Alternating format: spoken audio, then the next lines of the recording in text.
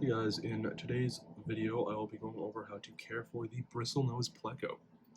It's a very common fish, so I figured people would want some information on it. Once again, that's sort of a trend with my last few videos here. I can't show you my version of this fish because he's back there. He's in a nice little cave doing his thing. So I'm going to show you one online. Photo of it. You got a bristlenose pleco right here. I think it's a male because it's got all the nose things, but yeah, they're real pretty.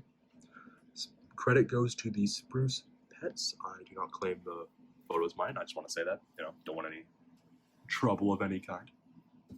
But yeah, that's what they look like. I'm going to go over some basic information for you real quick. So these guys get a little bit larger than your other plecos that I've covered, such as the clown pleco. These guys get around 5 to 6 inches. Absolute maximum. I'd say mine's around like 4. So I've had it for like a year now. My cousins had it for like 3 years before that, so they don't get super big. I don't know about 3 years. That sounds right. They had it for a little while before giving it to me, so 3 years is my guess. Yeah, they grow kind of slow.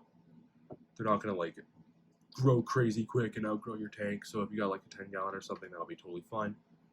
Which leads me to tank size. They can live their entire life in a 10-gallon. That's okay. I would recommend something a bit larger. I go like 20 gallons.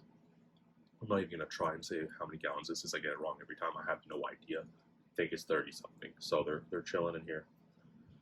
For tank mates, they're totally fine. You can throw these guys with literally anything. They're not going to attack anyone. And very, very rarely do they get messed with. Just stay away from anything that'll eat them. Once again, with community fish, don't keep them with big cichlids.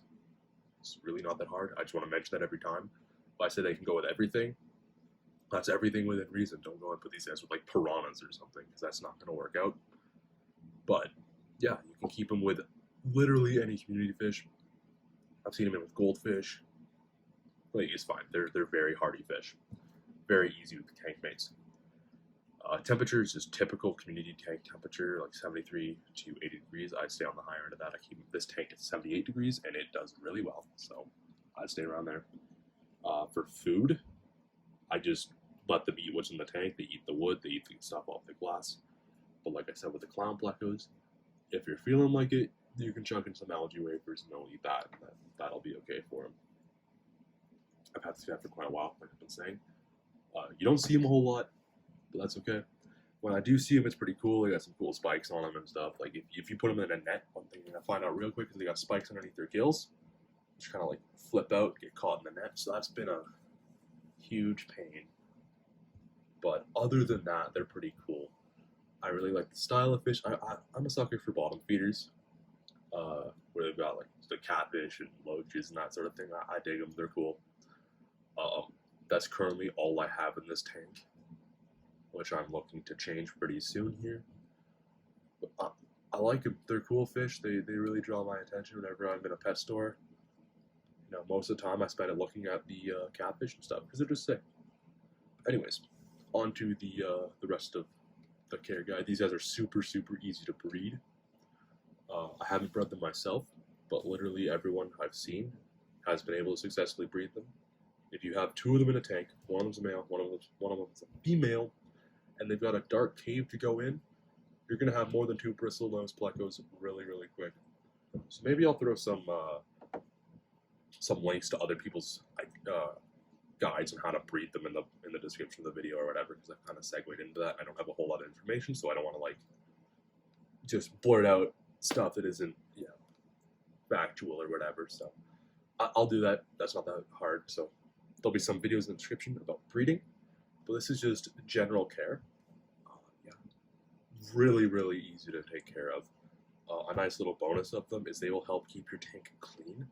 They'll eat algae off the glass, but that does not mean you don't have to keep up with your regular tank maintenance, because even if there's no algae, they're still adding bioload to the tank. They're still taking up space, they're still pooping, whatever, so they're still contributing to the ammonia in the tank, and you still gotta keep up your regular water changes.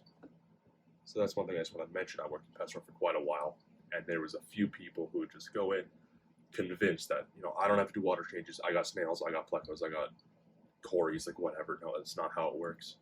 No matter what, you gotta have a filter. You gotta have like proper water change. That's just how it is. But they do help keep your tank a little bit more clean.